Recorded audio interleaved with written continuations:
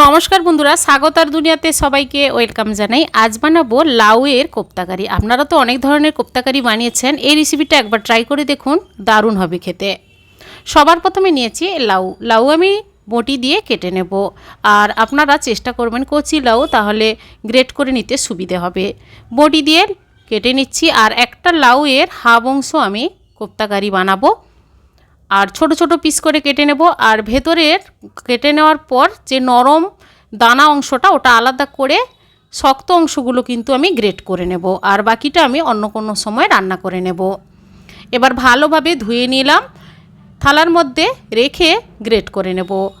আর আপনারা গ্রেট করে নিতে সময় না থাকলে আপনারা মিক্সি জারে ছোট ছোট করে পিস করে কেটে পেস্ট করে তারপর বড় ছাঁকনি দিয়ে ছেঁকে জুসটা বের করে তারপর কোপ্তাকারি বানাবেন।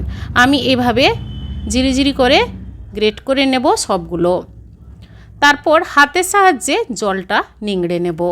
এভাবে যতটা পারবেন নিংড়ে নেবেন, তাহলে কোপ্তাকারিতে স্বাদও ভালো হবে আর জলের পরিমাণ কম হলে কোপ্তাগুলো গড়তে সুবিধে হবে। এবার একটা বড় পাত্রের মধ্যে জল নিংড়ে রেডি করে নিলাম। আর বাকি লাউয়ের যে জলটা, ওটা আমি ছাঁকনি দিয়ে ছেঁকে রাখলাম। যখন আমি রান্নাতে জল ব্যবহার করব, তার সঙ্গে কিন্তু এই জুসটা দিয়ে দেব। এবার লাউয়ের সঙ্গে দিয়ে দিচ্ছি কোচানো পেঁয়াজ, কাঁচা লঙ্কা কোচানো, আদা রসুন বাটা 1 টেবিল স্পুন একসাথে করে দিয়ে দিলাম, হলুদ গুঁড়ো, বেসন দিয়ে দিলাম হাফ বাটির মতো, আর দিয়ে দেব পরিমাণ মতো লবণ, সামান্য কালো জিরে আর 1 টেবিল স্পুন জিরে গুঁড়ো।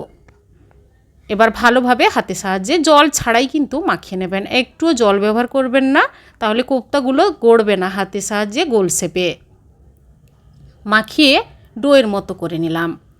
এবার একটা মশলা পেস্ট করে নেব কোপ্তাকারি বানানোর জন্য। মিক্সি জারে দিয়ে দিলাম 4 থেকে 5টি রসুনের কোয়া, 4 টুকরো আদা, একটা টমেটো, একটা বড় পেঁয়াজের হাফ অংশ দিলাম, 4টে কাঁচা লঙ্কা আর অল্প জল। এই মশলাটা পেস্ট করে নেব।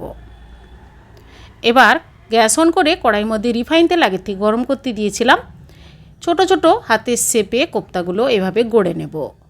গ্যাসের ফ্লেমটা মিডিয়াম রেখে সবগুলো লাউয়ের কোপ্তাগুলো ভাজতে দেব। গ্যাসের ফ্লেম হাই করলে কোপ্তাগুলো পুড়ে যাবে। এক পিঠ হয়ে গেলে আরেক পিঠ উল্টে পাল্টে সবগুলো ভেজে নেব।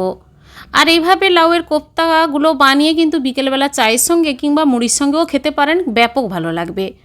কোপ্তাগুলো ভাজা হয়ে গেছে, এবার আমি তুলে রাখবো প্লেটে। বাকিগুলো আমি আস্তে আস্তে করে ভেজে নেব। সবগুলো লাউয়ের কোপ্তা ভেজে তুলে নেওয়ার পর কড়াইর মধ্যে অনেকটা পরিমাণ তেল ছিল, তেলটা কমিয়ে প্রায় 3 টেবিল স্পুনের মতো রিফাইন তেলে দিয়ে দিলাম একটা শুকনো লঙ্কা, একটা তেজপাতা, লবঙ্গ, দারচিনি, ছোটো এলাচ, আর দিয়ে দিলাম মশলা মিক্সিতে পেস্ট করে রেখেছিলাম, ওই মশলাটা দিলাম। গ্যাসের ফ্লেম লো রেখে কিছুক্ষণ কষিয়ে নেব। কাশ্মীরি লঙ্কার গুঁড়ো দিলাম কালারটা ভালো আসার জন্য, হলুদ গুঁড়ো, জিরে গুঁড়ো, ধনে গুঁড়ো হাফ টেবিল স্পুন করে দিলাম। মশলাগুলো নাড়াচাড়া করব। গ্যাসের ফ্লেম লো রেখে দেখবেন যে আস্তে আস্তে করে মশলাটা বেশ শুকনো হয়ে গেছে। তারপর দিয়ে দেবেন জল। লাউয়ের জলটা আমি রেখেছিলাম ছেঁকে, ওই জলটা দিলাম, আরও 1 বাটি ফ্রেশ জল দিলাম। এবার নাড়াচাড়া করে দিয়ে দিতে হবে পরিমাণ মতো লবণ। এবার 1 মিনিট ফুটিয়ে তারপর কিন্তু লাউয়ের কোপ্তাগুলো আস্তে আস্তে করে দিয়ে দেব। লাউয়ের কোপ্তাগুলো দেওয়ার পর কিন্তু মিনিট 2-1 ফুটিয়ে গ্যাসটা কিন্তু অফ করে দিতে হবে, কারণ বেশিক্ষণ ফোটালে কিন্তু লাউয়ের কোপ্তাগুলো ভেঙে যাবে। এবার সবার লাস্টে দিয়ে দেব গরম মশলা গুঁড়ো হাফ টেবিল স্পুন। আপনাদের কাছে ধনেপাতা থাকলে কিছু ধনেপাতা দিয়ে গ্যাসটা অফ করে দেবেন। আর কোপ্তাকারি যখনই বানাবেন গ্রেভিটা একটু বেশি রেখে গ্যাসটা অফ করবেন, তাহলে অনেকটা জল টেনে নেয়। কিছুক্ষণ রেস্টে রেখে দেখুন বেশ সুন্দরভাবে তৈরি হয়ে গেছে লাউয়ের কোপ্তা।